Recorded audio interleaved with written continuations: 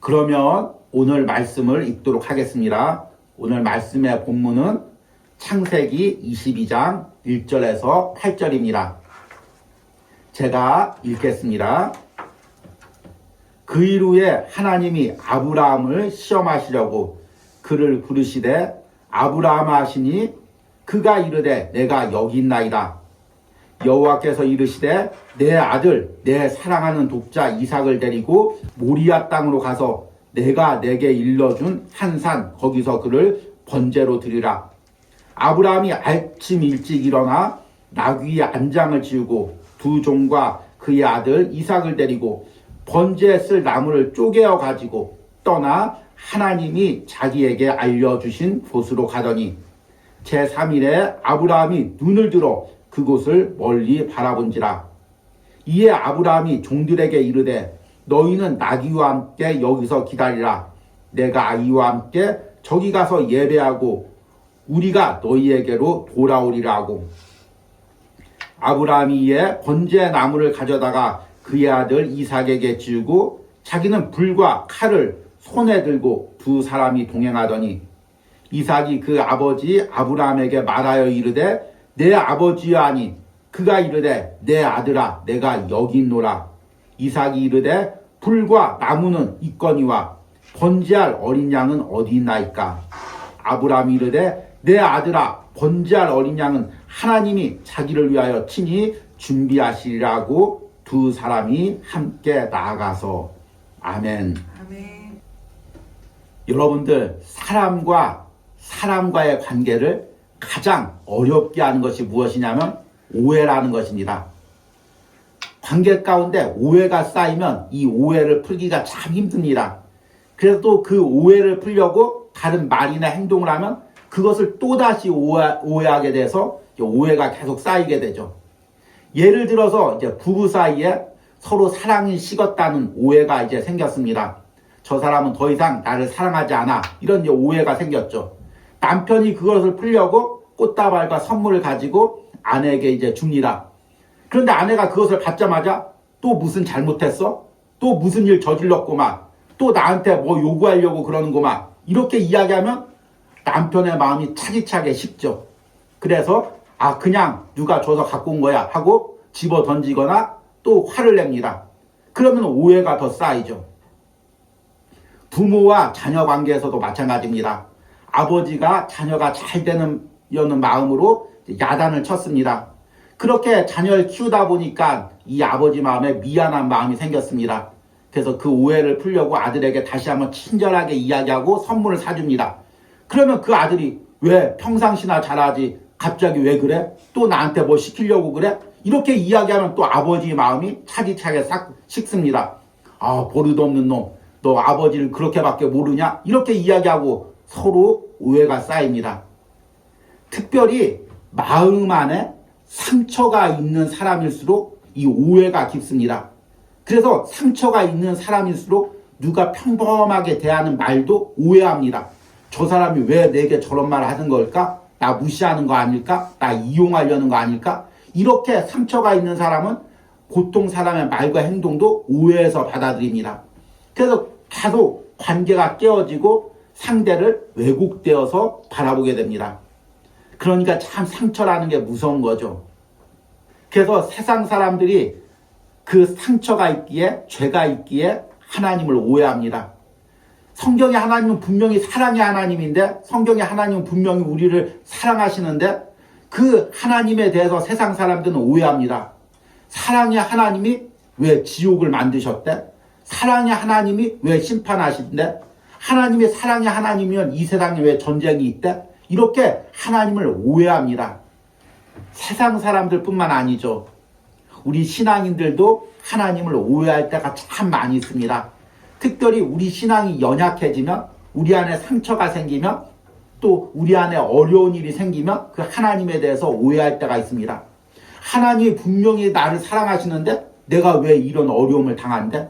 하나님이 분명히 나와 함께 하시는데 나는 왜 이렇게 고통당해야 되지? 우리 가정은 왜 이렇게 어려움 당해야 되지? 이렇게 하나님의 사랑을 오해합니다. 그러나 여러분, 우리가 이렇게 하나님의 사랑을 오해할수록 말씀으로 돌아오시기 바랍니다. 그리고 특별히 그 말씀 가운데 하나님이 허락하신 십자가의 은혜를 바라보시기 바랍니다. 여러분들이 십자가의 은혜를 제대로 깨닫기만 한다면, 그 십자가에 담겨있는 하나님의 마음을 조금이라도 느끼기만 한다면, 여러분들이 가지고 있었던 하나님에 대한 왜곡된 생각들, 오해들이 다 씻겨져 내려갈 것입니다. 이제 우리가 고난주간을 앞두고 부활절을 앞두고 지난주부터 온유하우스에서 십자가 묵상을 시작했습니다. 그런데 특별히 이번 십자가 묵상의 주제가 하나님의 마음을 알아가는 십자가 묵상입니다. 여러분들이 이 십자가를 묵상하면서 단순히 논리적으로 신학적으로 깨닫기보다 그 십자가에 담겨져 있는 하나님의 마음을 느끼길 바랍니다. 그러면 여러분들이 평상시에 가지고 있었던 하나님에 대한 왜곡된 생각들, 또 하나님에 대해서 서운했던 마음들 다 풀어지고 하나님의 진정한 마음을 깨닫는 은혜가 있을 줄 믿습니다.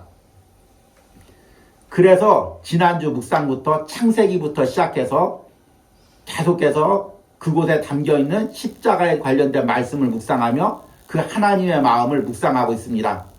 그 중에서 오늘은 창세기 22장에 아브라함이 이삭을 번제로 드리는 말씀에 대해서 전하려고 합니다. 첫날 묵상에서 전했던 말씀이죠. 그런데 짧게 10분 전했지만 사실은 이 말씀에는 그 10분에 담지 못한 하나님의 놀라운 섭리와 마음들이 담겨져 있습니다. 그래서 묵상 때 전하지 못했던 부분들을 오늘 말씀으로 전하려고 합니다. 그래서 여러분들이 이 말씀을 들으면서 그 아브라함이 이삭을 번제로 드리는 장면 속에서 하나님의 마음이 어떻게 담겨져 있는지, 그리고 그 마음이 다시 십자가에 어떻게 담겨져 있는지를 깨닫는 은혜가 있길 바랍니다. 오늘 말씀을 통해서 제일 먼저 깨닫는 것은 아버지 하나님의 마음입니다. 우리는 이삭을 번제로 드리는 아브라함의 마음 속에서 예수 그리스도를 십자가에 내어준 그 하나님의 마음을 느낄 수가 있어야 됩니다. 오늘 말씀의 3절과 4절에 보니까 지금 아브라함이 이삭을 번제로 드리기 위해서 모리아산을 가고 있습니다. 아브라함이 아침에 일찍 일어나 낙 위에 안장을 지우고 두 종과 그의 아들 이삭을 데리고 번제에 쓸 나무를 쪼개어 가지고 떠나 하나님이 자기에게 일러주신 곳으로 가더니 제3일에 아브라함이 눈을 들어 그곳을 멀리 바라본지라. 여러분, 이때 아브라함의 마음이 어땠을까요?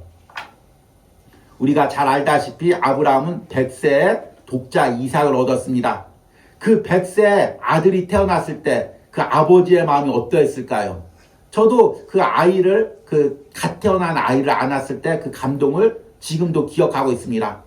그리고 또 그 아브라함이 이제 그 아이를 신앙으로 키워갈 때 그 아이가 자라는 모습을 보고 또 얼마나 기뻐했을까요? 아버지 얼굴을 닮아가고 아버지의 형체를 닮아가고 아버지의 인격을 닮아가고 아버지의 신앙을 닮아가고 이렇게 아이를 키울 때 그 기쁨이 얼마나 컸을까요? 저는 매해마다 이 창세기를 묵상하면서 이 본문을 볼 때마다 본문이 새롭게 느껴집니다. 왜냐하면 아이를 키우면서 이제 아이가 점점 이제 자라고 있기 때문입니다. 특별히 이 온유하우스에서 함께 예배할 때 아이가 7살이었습니다. 지금은 이제 초등학교 4학년이 벌써 올라가죠. 그런데 그렇게 한 해 한 해 함께 예배하면서 아이가 성장하는 모습을 보면서 신앙적으로 성장하는 모습을 보면서 마음이 남다릅니다. 그러니 아브라함의 마음이야 오죽했겠습니까? 그런데 하나님께서 그 독자 이삭을 번제로 드리라고 하는 것입니다. 그 번제로 드리기 위해서 칼을 가지고 자신의 손으로 직접 아들 이삭을 죽이는 것입니다. 그리고 각을 떠서 그 아이를 불태워서 하나님께 번제로 드리는 것입니다. 어떻게 아버지로서 이 일이 가능할까요? 그런데 아브라함이 그 하나님의 명령을 듣고 아무와도 상의하지 않고 심지어 아내 사라와도 상의하지 않고 이삭과 두 종만 데리고 3일 동안 모리아산을 걸어갑니다. 여러분, 그 3일 동안 아브라함의 마음이 어땠을까요? 아무에게도 얘기할 수가 없습니다. 이걸 이야기하면 누가 납득을 하겠습니까? 아내에게도 이야기할 수가 없죠. 종들에게도 얘기할 수 없죠. 심지어 이삭에게도 이야기할 수가 없습니다. 이삭아, 하나님이 너를 번제로 드리려고 한다. 이제 아버지가 너를 죽이겠다 따라와라. 어떻게 이렇게 이야기할 수가 있겠습니까? 3일 동안 그 아들을 데리고 그 모리아산을 걸어가면서 그 아버지의 마음이 어떠했을까요? 그리고 그 아들을 또 이제 번제단에 묶어서 칼로 찌르려고 할 때 또 그 아버지의 마음이 어떠했을까요? 그런데 여러분, 우리는 이 본문을 통해서 무엇을 깨달아야 되냐면 십자가를 허락하신 하나님의 마음을 깨달아야 됩니다. 이것을 단순히 하나님에 대한 순종 이렇게 이해하면 이 본문을 이해할 수가 없습니다. 하나님께 순종하기 위해서 아들도 죽여야 된다 이렇게 잘못 해석할 수밖에 없죠. 하나님께서 아브라함에게 이 명령을 하신 이유는 장차 예수 그리스도를 내어주신 하나님의 마음을 아브라함이 느끼게 하기 위해서입니다. 그리고 우리 역시 이 말씀을 읽고 묵상하면서 십자가에서 그 독생자 예수 그리스도를 내어주신 하나님의 마음을 느끼게 하기 위해서 하나님께서 이 명령을 하신 것입니다. 우리가 신앙이 무뎌지고 또 무감각해질수록 제일 먼저 나타나는 증상이 십자가를 바라봐도 아무런 감동이 없는 것입니다. 하나님이 십자가에서 독생자를 주셔서 나를 구원했다는 그 말씀을 들어도 내 안에 아무런 감동이 없는 것입니다. 그리고 내가 받은 구원에 대해서 하찮게 여기는 것입니다. 하나님이 공짜로 나를 구원해 주셨어. 값없는 구원이라고 했어. 그리고 한번 구원받으면 어차피 무슨 일이 있어도 끝까지 천국 간다고 말씀하셨어. 그러니까 나는 세상에서 편하게 살아도 돼. 이렇게 받아들입니다. 그리고 죄를 지어도 하나님께서 어차피 날 구원해 주셨어. 값없이 구원해 주셔서 이렇게 생각하고 아무렇지 않게 죄를 집니다. 심지어는 제가 이제 교회를 다니지 않고 세상에서 사는 사람들에게 혹시 구원에 대해서 생각하십니까? 그런데 의외로 저는 구원받았습니다. 이렇게 이야기하는 것입니다. 그래서 어떻게 구원받았습니까? 이야기하니까 제가 모태신앙입니다. 저희 부모님이 저를 기도했습니다. 제가 어렸을 때 주일학교를 다녔습니다. 그래서 저는 세상에서 죄를 져도 어차피 마지막에는 구원받을 것입니다. 이렇게 생각하는 것입니다. 그런데 여러분, 그 하나님의 구원의 섭리는 인간이 판단할 수가 없죠. 그러나 중요한 것은 진정으로 구원을 깨달은 사람은 그렇게 살지 못한다는 것입니다. 왜 그럴까요? 오늘 말씀을 보십시오. 그 독자 이삭을 내어주기까지 그 고통당하면서 그 내어준 그 아브라함의 마음, 그것이 하나님의 마음입니다. 나를 구원하기 위해서 십자가에서 독생자 예수 그리스도를 내어준 것이 그 하나님의 마음입니다. 우리가 그 하나님의 마음을 조금이라도 안다면 우리는 절대로 세상에서 쉽게 죄를 대할 수가 없습니다. 하나님을 멀리 떠나서 예배와 떨어져서 살 수가 없습니다. 물론 나는 값없이 구원을 받았죠. 그러나 하나님 입장에서는 너무나 놀라운 그 희생을 치른 것입니다. 예를 들어서 제 부모님이 그 자녀를 공부시키기 위해서 대학 보내기 위해서 노동일을 하고 또 파출부 일을 해서 힘들게 등록금을 만들었습니다. 그리고 용돈을 줘서 대학을 보냅니다. 근데 그 아들은 대학교 가서 나 부모님이 등록금 줬어, 용돈 줬어, 함부로 학교도 안 다니고 술 마시고 다닌다면 그것이 그 부모님의 마음을 아는 자녀일까요? 정말 여러분들이 구원의 의미를 안다면, 십자가의 의미를 안다면 우리는 세상에서 함부로 살 수가 없습니다. 그것이 얼마나 값진 것인지를 깨닫기 때문에 우리는 함부로 세상에서 살 수가 없는 것입니다. 세상 사람들은 하나님을 비인격적인 신으로 알거나 또는 하나의 원리나 법칙으로 압니다. 그러나 성경의 하나님은 인격적인 하나님입니다. 인격적이란 말의 의미는 우리와 같이 생각이 있고 감정이 있으신 분이라는 것입니다. 우리가 생각하고 느끼는 감정은 모두 하나님께로부터 왔습니다. 그러기에 인간의 감정과 하나님의 감정이 똑같은 것은 아닙니다. 하나님의 커다란 부분에 우리는 일부분을 받았기 때문입니다. 그래서 우리는 하나님의 감정과 마음을 온전히 이해할 수가 없습니다. 그러나 하나님께서 아브라함의 사건을 통해서 십자가에서 독생자 예수 그리스도를 주신 그 마음이 어떤 것인지를 일부분을 우리에게 느끼게 하신 것입니다. 그래서 우리는 이 말씀을 통해서 십자가에서 예수 그리스도를 내어주신 그 하나님의 마음을 느끼고 깨달아야 됩니다. 여러분들이 이번 고난주간과 부활절을 앞두고 십자가를 묵상하면서 깨달아야 될 것이 바로 그 하나님의 마음입니다. 그것을 깨닫는 은혜가 있길 바랍니다. 아멘. 그런데 또한 오늘 본문을 통해서 하나님 아버지의 마음만 깨닫는 것이 아니라 십자가에서 자신을 내어주신 성자 예수 그리스도의 마음도 느끼고 깨달을 수가 있습니다. 지금 이삭은 아버지와 함께 모리아산으로 갑니다. 그런데 성경학자들은 당시 이삭의 나이가 10대 후반이나 20대 초반으로 보았습니다. 이미 모든 것을 알만한 나이입니다. 그때 되면은 아버지가 자신을 데리고 갈 때 뭔가 심상치 않음을 깨달을 수가 있었습니다. 그러면 여러분, 내가 이삭이라고 생각을 해보십시오. 아버지가 지금 나를 번제로 드리러 모리아산으로 갑니다. 그러면 어떻게 해야 될까요? 도망가야죠. 도망가서 제일 먼저 엄마한테 가야죠. 사라한테 가서 아빠가 나이가 들더니 노망이 들었나 봐. 나를 죽이려고 해. 그러면 사라가 얼마나 보호해 주겠습니까? 자기 아들을 죽이려고 하는데 그 엄마의 모성애는 여러분 논리적으로 설명할 수가 없는 것입니다. 무조건 그 아들을 보호해 주겠죠. 그런데 아브라함의 그 명령에 이삭이 묵묵히 아브라함을 따라갑니다. 그리고 또 이제 이삭을 번제로 드리러 모리아산에 올라갑니다. 이때쯤이면 이제 의심했던 것이 확신으로 굳어지죠. 그래서 오늘 6절과 7절에 이삭이 이렇게 말합니다.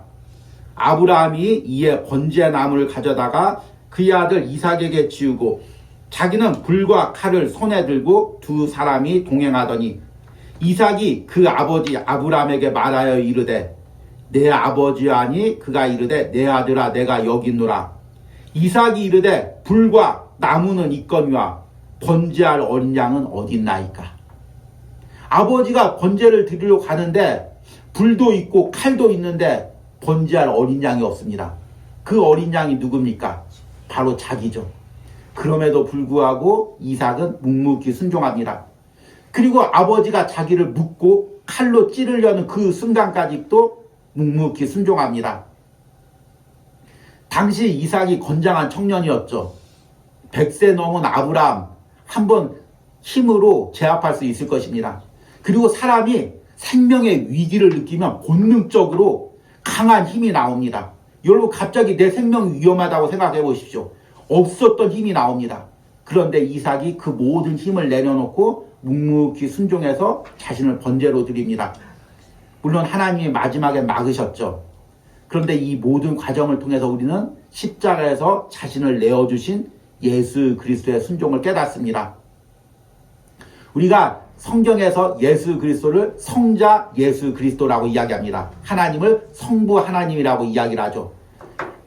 하나님과 예수님의 관계를 아버지와 아들의 관계에 비유한 것입니다. 그러나 성경에서 더 깊이 묵상하면은 하나님과 예수 그리스도를 동등된 분으로 말하고 있습니다. 그런데 예수님께서 빌립보서 2장에 보면 스스로 자기를 낮추셔서 아들의 입장으로 내려온 것입니다. 인간의 몸으로 입장으로 내려온 것입니다. 그리고 철저하게 자기를 들여 하나님께 순종하고 십자가에 죽기까지 순종했습니다.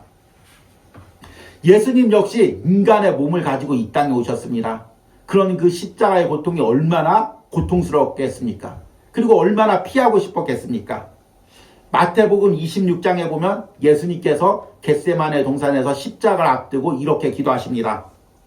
조금 나아가서 얼굴을 땅에 대시고 엎드려 기도하며 이르시되 내 아버지여 만일 할만하시거든 이 잔을 내게서 지나가게 하옵소서.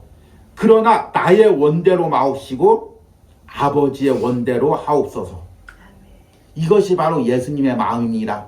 우리를 구원하기 위해서 십자가에서 자신을 온전히 내어주고 순종한 마음, 그 마음이 바로 예수 그리스도의 마음이고 우리는 이삭의 순종을 통해서 그 예수님의 마음을 느끼는 것입니다. 그리고 그 예수님의 희생으로 우리가 구원을 받은 것입니다. 예수님의 핏값으로 우리가 구원을 받은 것입니다. 그래서 우리의 영혼은, 우리의 삶은 내 것이 아닙니다. 예수님의 것입니다. 여러분, 우리는 함부로 살 수가 없습니다. 세상 사람들은 자신의 인생이라고 생각하고 마음대로 살 수 있지만 우리는 함부로 살 수가 없습니다. 예수 그리스도의 핏값으로 얻은 생명입니다. 여러분 한 명 한 명의 영혼과 삶이 얼마나 귀한지 모릅니다. 이것을 깨닫는 은혜가 있길 바랍니다. 마지막으로 이 본문을 통해서 성령 하나님의 마음을 깨달을 수가 있습니다. 오늘 말씀에는 읽지 않았지만 이제 하나님께서 아브라함이 이삭을 번제로 드리려고 할 때 아브라함을 말립니다. 그리고 이삭 대신 한 순양을 준비합니다. 아브라함이 이것을 통해서 하나님께서 미리 준비하셨다고 하고 모리아 산을 여호와 이레라고 부릅니다. 여호와 이레는 하나님께서 예비하셨다는 의미입니다. 하나님께서는 미리 다 하시고 아브라함에게 이 번제물을 미리 준비하신 것입니다. 이것이 하나님의 섭리고 성령 하나님의 역사이심입니다. 여러분, 내 힘으로 우리가 하나님을 믿은 것이 아닙니다. 내 지혜로 십자가를 믿은 것이 아닙니다. 성령 하나님께서 모든 인생의 사건들을 미리 통해서 내 자아를 깨트리고 나를 꼬꾸라뜨리고 하나님 앞에 나올 수 있는 길을 열어주신 것입니다. 그리고 십자가의 복음을 들을 때 그 복음을 받아들일 수 있도록 나의 마음을 열어주신 것입니다. 또 여러분들이 이 십자가의 믿음을 붙들고 세상을 살아갈 때도 그 믿음을 유지시켜주는 것도 나의 의지와 노력이 아닙니다. 성령 하나님께서 매 순간 나를 감동시켜 주시고 붙들어 주셔서 여기까지 오게 하신 것입니다. 내가 넘어지려 할 때마다, 내가 포기하려 할 때마다 성령께서 미리 다 준비하시고 예비하셔서 여기까지 오게 하신 것입니다.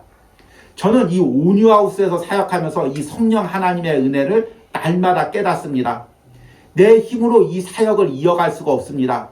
낙심돼서 포기하려고 할 때마다 성령께서 또 다른 은혜를 준비하십니다. 또 다른 필요한 것들을 채워주십니다. 그래서 그 은혜로 여기까지 오게 되었습니다.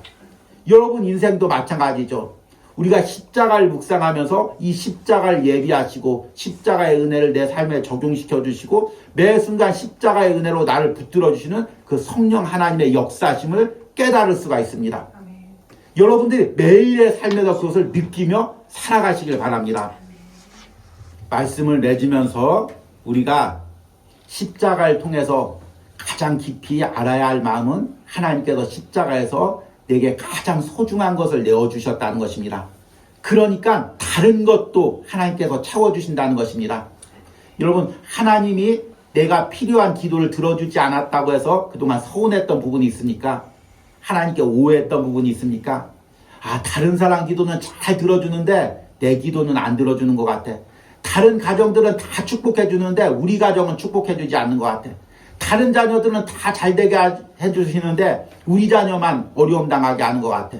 하나님은 나에게만 사랑을 안 베푸는 것 같아. 이렇게 하나님을 오해하신 적이 있습니까? 로마서 8장 31절과 32절에는 하나님의 사랑에 대해서 이야기한 후에 이렇게 말씀하십니다. 그런즉 이 일에 대하여 우리가 무슨 말을 하리요?